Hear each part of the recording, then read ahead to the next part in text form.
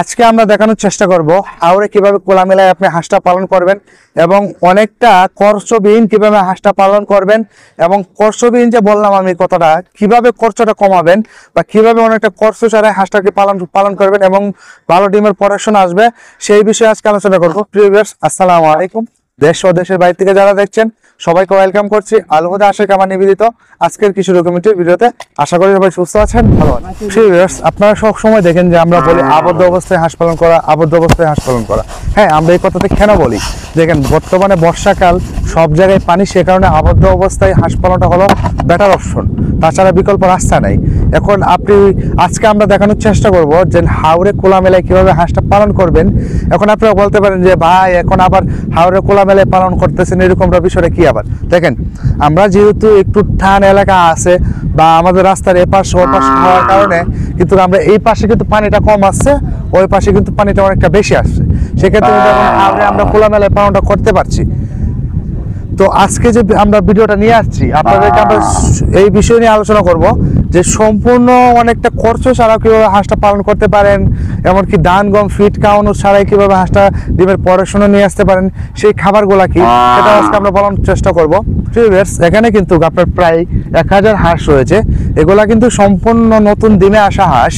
এগুলোর বর্তমানে আমরা পড়াশোনা যদি ধরি 30% প্লাস এগুলো আছে এখন বর্তমানে। পরবর্তীতে যত দিন যাচ্ছে, যেমন কালকে ছিল প্রায় 27 না 26% ছিল, মেবি আজকে পাইছি আমরা 30% প্লাস কিন্তু ডিম পাচ্ছি আজকে। যেহেতু এখানে 1000 হাঁস রয়েছে, এই হাঁসগুলাকে আমরা হাওরে খোলামেলায় পালন করছি। হাওরে খোলামেলায় পালন করার কারণে দেখা যাচ্ছে যে হাওরে যেন অনেকটা খাবার রয়েছে, কিন্তু প্রাকৃতিক খাবার আছে।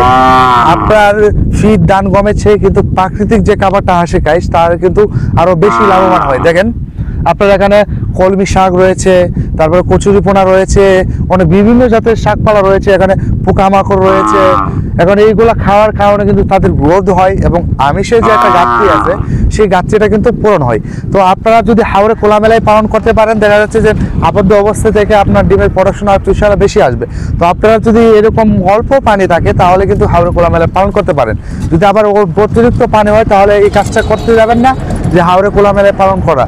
কারণ অতিরিক্ত পানি হলে হাঁস ছুটবে বেশি, এইদিক ওইদিক যাবে, আপনি নিজেও করে রাখতে পারবেন না, হাঁস হারাবে, আপনার ক্ষতি হবে।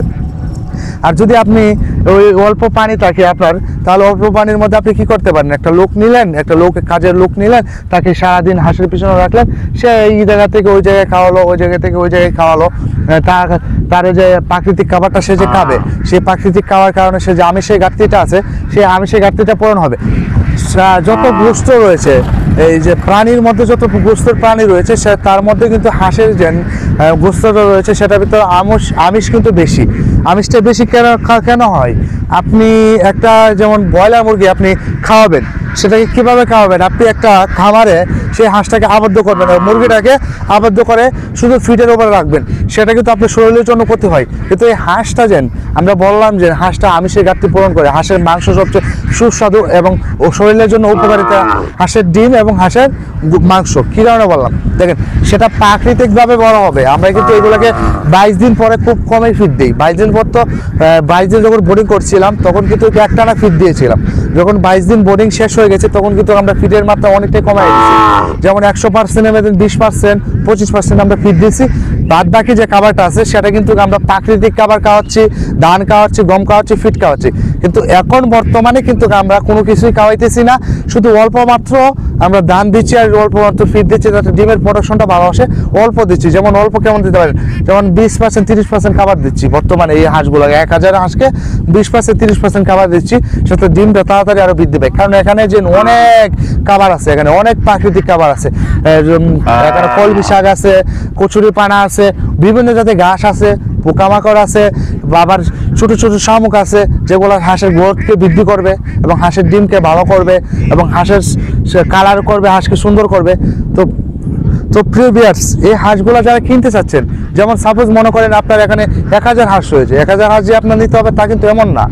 আপনি এখান থেকে 200 নিতে পারেন, 100 নিতে পারেন, 500 নিতে পারেন, 800 নিতে পারেন। এক কথায় আপনার চাহিদা যতটুকু ততটুকু আপনি নিতে পারবেন। তো নেওয়ার জন্য আপনার কি করতে হবে? আমাদের ভিডিও স্ক্রিনে যে নাম্বারটা দেওয়া থাকবে সেই নাম্বারে আপনাকে ফোন করতে হবে এবং আমাদের সাথে আলোচনা করতে হবে এবং দাম যেটা রয়েছে সেটা কিন্তু আমাদের আলোচনা সাপেক্ষে ঠিক করা হয়। এখানে দাম বলি না আমরা, কারণ দেখা যাচ্ছে কম বেশ হয়, পরবর্তীতে আলোচনা সাপেক্ষে একটু কম বেশ করা যায়। এখন একটা রেট বললাম, সেটা পরবর্তীতে আলোচনা সাপেক্ষে কম করলাম বা একজন এরকম, সেই জন্য আমরা কি করি, রেটটা আমরা বলি না, রেটটা কিন্তু আলোচনা সাপেক্ষে বলা হয়।